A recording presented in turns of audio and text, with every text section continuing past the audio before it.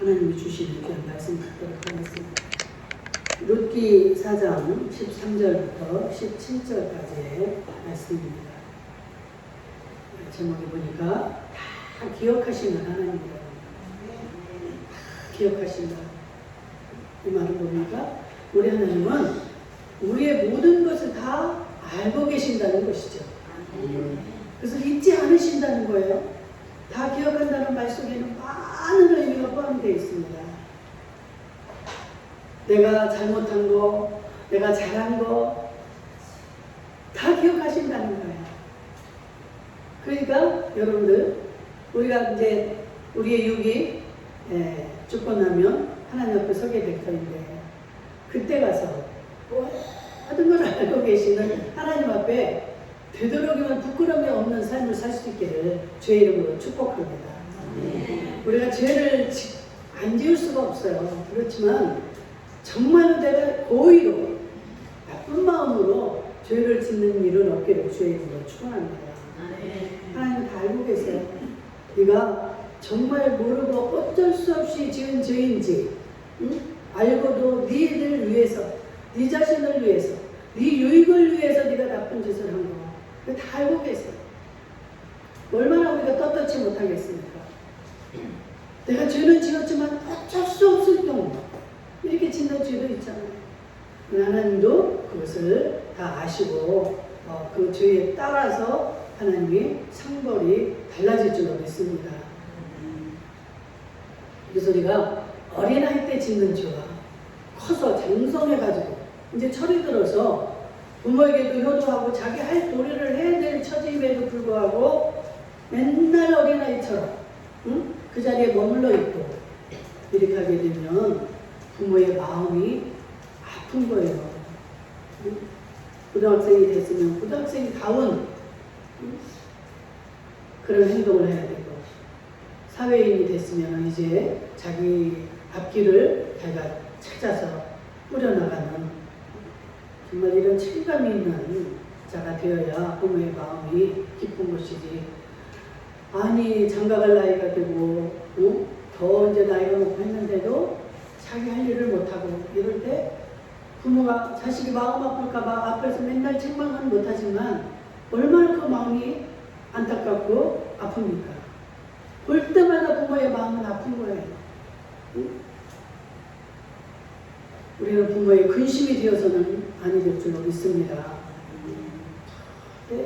하나님의 마음을 아프게 하는 자들이 되지 않기를 축복합니다. 근데 하나님의 마음을 기쁘시게 하는 것이 있다고 그랬죠? 믿음. 믿음이 없이는 하나님을 기쁘게 할 수 없다. 여러분들이 이 자리에 오신 것 같지만 여러분들 속에 자기도 모르게 그 믿음이 있기 때문에 이 자리까지 오신 줄로 믿습니다. 그런데 그 믿음을 누가 주셨어요? 성령 하나님이 주신 거예요. 그러니까 우리는 자랑할 것이 없습니다. 남들은 못 온 사람도 있는데 난 여기 왔잖아요 하고 자랑하고 싶지만 그 모든 영광은 하나님께, 하나님이 우리를 이렇게 해주십니다. 얼마나 감사합니까? 그분들도 여기 못 오신 분들도 얼마나 오고 싶은 마음이 있었겠어요. 그런데 그 하나님의 은혜가 아니고는 올 수가 없는 거예요. 우리가 믿음이 있는 것을 하나님께서 기뻐하십니다. 믿음이 있는 자에게 믿음 가운데서 성령의 역사를 하시는 거예요. 믿음이 없는 자에게는 성령의 역사가 잘 나타나지가 않습니다. 믿음으로 받아들여야 그 성령의 음성을 들을 수 있고 성령의 뜻대로 따라갈 수가 있는데, 그래서 믿음 따로 은혜 따로가 있을 수가 없습니다. 믿음과 은혜는 같이 가는 거예요. 우리 그 하나님 다 기억하시는 하나님, 오늘 본문에 나오는 나오미, 룻, 보아스 이 세 사람을 통해서 하나님은 그들의 어떤 것을 보시고 또 어떤 것을 우리에게 원하시는가를 한번 생각하는 시간 되기를 축복합니다. 그래서 우리는 이 살아가면서 그 하나님이 원하시는 그 본질에서 벗어나면 안 되는 거예요. 어떤 그 프랑스의 지성 이 디드로라는 그 학자가 있었는데 이 사람이 늘 입던 이 잠옷이 또 오래 입고 너무너무 그것을 이제 오래 입다 보니까 낡아져서 버렸답니다. 근데 이 친구가 이것을 알게 됐어요. 그래서 진짜로 예쁘고 아주 그냥 빨갛고 막 아주 좋은 잠옷을 선물을 했답니다. 이 디드로가 이 선물을 받고 보니까 너무 좋은 거예요. 그래가지고 이제 학자라고 그랬잖아요. 그러니까 이 잠옷을 입고 이제 책상에 앉았는데 이 좋은 잠옷을 입었는데 이 책상이 안 어울리는 거야. 아니 이렇게 내가 좋은 잠옷을 입었는데 이 책상과는 이게 어울리지가 않네. 책상을 바꿔야 되겠다. 나는 책상을 또 바꿨어. 책상을 바꾸고 나서 이렇게 보니까 뒤에 있는 장롱이 또 너무 안 어울리는 거야. 그래가지고 장롱을 바꿔야 되겠다. 그래서 장롱을 바꾸고 또 책장도 보니까 책장에서 책장도 바꾸고 이 모두가 하나하나 바꾸기 시작을 했어요. 그러다 보니까 이 책상에 앉을 시간이 없고 자기가 해야 될 이 본분을 잃어버리고 너무 이런 거에 치중을 하다가 그만 자기의 본분을 잃어버린 채 또 거기에다가 우울증까지 와가지고 정말 이런 일이 벌어지고 나니까 그때서야 자기가 잠옷을 그걸 왜 버렸지? 자기가 그것만 버리지 않았어도 이런 일이 생기지 않았을 텐데 우리는 이 디드로의 모습 속에서 우리의 모습을 발견하기를 축복합니다. 우리가 새 집을 사고 이사를 가고 이럴 때 어때요? 막 예전에 크게 묵은 거 쓰던 그 모든 가구들이 막 좀 바꾸고 싶고 이런 마음들이 들잖아요. 그러니까 그 쓸데없는 거에 이제 이거 바꾸고 저거 바꾸고 없는 돈에 그냥 그 모든 것을 다 허비를 하고 정말로 내가 써야 될 거, 내가 해야 될 거 이런 이 본연의 자리에서 벗어나게 될 때가 있다는 것입니다. 우리 하나님은 절대로 그런 일이 있을까요? 없을까요? 우리 하나님은 아직 사랑이십니다. 사랑. 그래서 여러분들 늘 여러분들을 사랑하시고 여러분들 또한 여러분들이 그 주님을 닮아서 사랑을 전하는 자들이 되기를 원하시는 거예요. 이 본분을 우리는 잊어버려서는 안 됩니다. 자기가 뭐 이거 해야 되고 저거 해야 되고 거기에다가 휩쓸리다 보니까 정말로 사랑을 베풀어야 될 곳에 사랑을 베풀지 못하고 그 시간에 내가 하나님을 위해서 해야 될 것을 하지 못하고 우리 각자 자신의 모습을 돌아보게 되면 내가 어떤 지금 일을 하고 있고 어떤 삶을 살아가고 있는가를 다시 한번 우리가 생각해 볼 수 있는 자들이 되기를 축복합니다. 그래서 정말 우리는 이 본문에 나오는 나오미, 룻, 보아스 이 사람들을 하나님이 어떻게 말씀하시는가 다 기억하신다고 그랬는데 이들이 어떤 면을 지금 기억하신다는 것인가. 이 사람들이 우리의 본인은 아니지만 이 사람들을 하나님이 칭찬하시고 하실 때 우리의 자신을 대입해서 여러분들이 생각하시기를 주의 이름으로 축원합니다. 우선 한번 이 나오미를 한번 살펴볼까요? 하나님은 이 나오미의 마음을 기억하신다는 거예요. 나오미의 마음이 어떻길래 이렇게 나오미의 마음을 기뻐하시는 것일까? 이 나오미가 누구입니까? 이 사람은 베들레헴 사람인데 아들을 이제 둘을 낳고 남편과 이렇게 살다가 흉년이 온 거예요, 베들레헴에. 그래서 저기 모압 지방으로 좀 내가 이 흉년 동안 좀 피해서 거기 가서 살아야 되겠다 싶어가지고 거기를 이제 갔습니다. 남편하고 아들 둘하고 그러고 갔는데 거기 가서 이제 아들 둘이 결혼을 했어요. 그 모압 지방의 여인들하고 이방 여인들하고 이제 결혼을 시킨 거죠. 그랬는데 어느 날 남편도 죽고 그 사랑하는 두 아들도 죽게 되고, 이러니까 뭐예요 지금? 새 과부가 남게 된 거예요. 이방 땅에서. 어떻게 살겠습니까? 새 여자들이. 그러니까 안 되겠다. 나는 이걸 우리가 듣자 하니까 자기가 살던 고향 베들레헴이 이제는 그 흉년이 이제 지나갔다. 이런 풍문이 들려옵니다. 그래가지고 나는 내 고향 베들레헴으로 갈 테니까 며느리들 너희들은 아직도 젊고 애도 없고, 응? 이러니까 너희들 친정으로 너희들의 고향으로 돌아가라.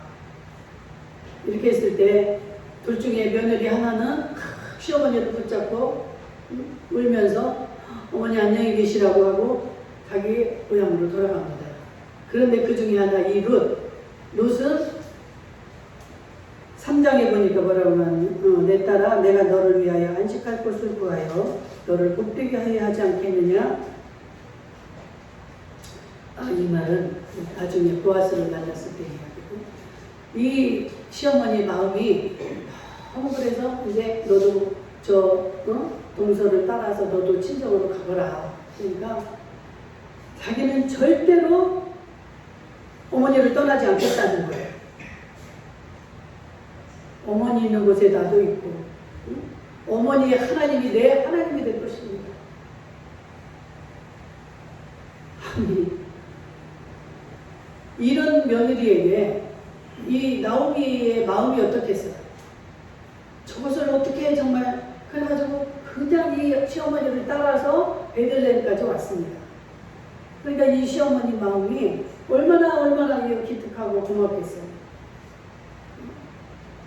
앞길이 구말리 같은 이 새파란 이 며느리가 세상에 그 헐 시어머니가 된 그 시어머니를 따라서 평생을 이 시어머니를 보고 살겠다고 따라온 이 며느리, 어떻게 해야, 자나깨나 그 생각이었을 것 같아요.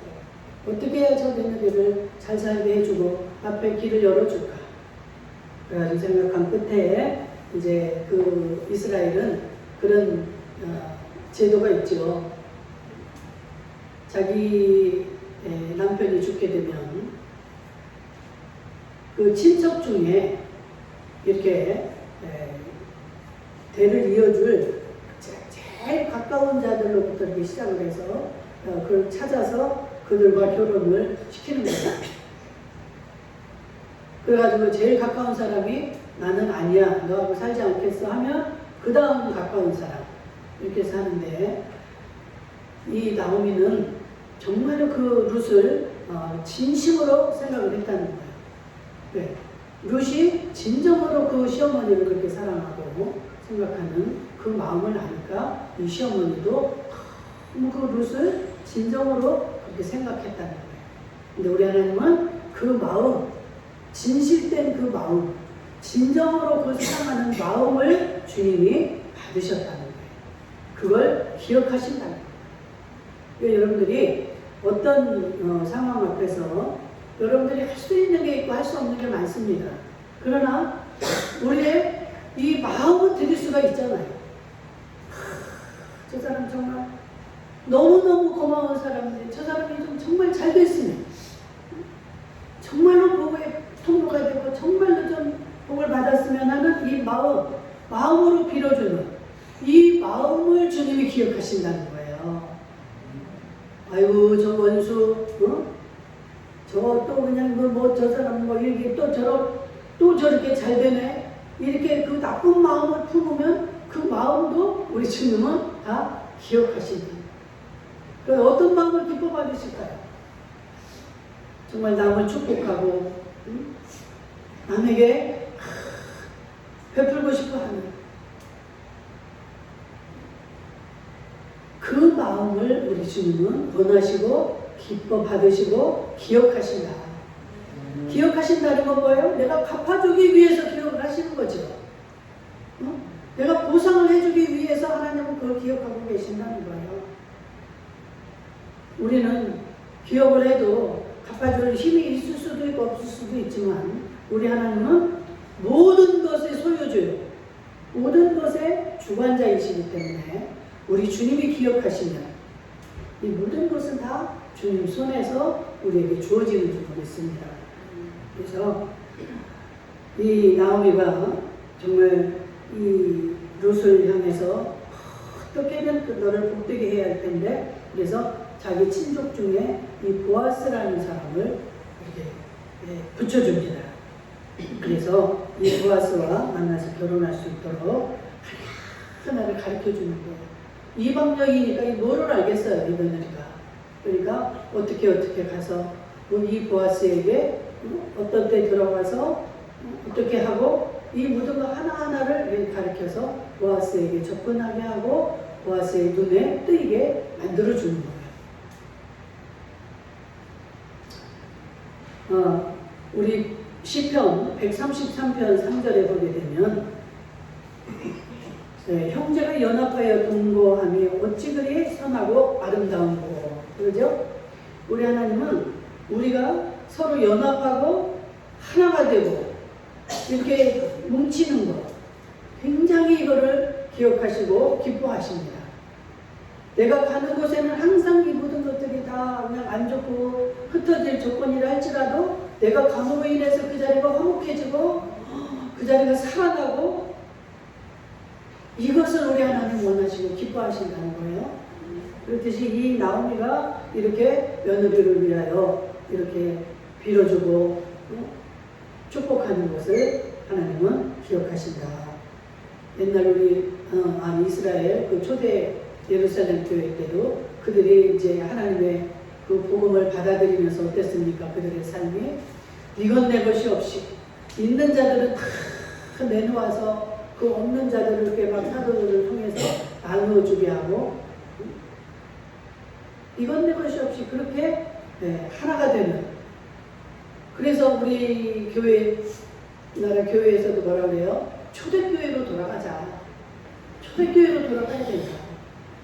지금은 너무나 이게 그냥 아주 이기적인 교회들이 되어가지고, 아무리 옆에서 누가 죽어가고 해도 눈 하나 꼼짝도 하지 않습니다. 눈길도 주지 않습니다. 여러분, 이 여름이 되면 막 홍수가 나잖아요. 그럴 때 제일 귀한 게 뭐라고 그래요? 먹는 물. 홍수 물천지인데 먹는 물이 없다는 거예요. 그렇듯이 우리들 교회에도 입만 열면 우리는 사랑이 넘칩니다. 사랑합시다.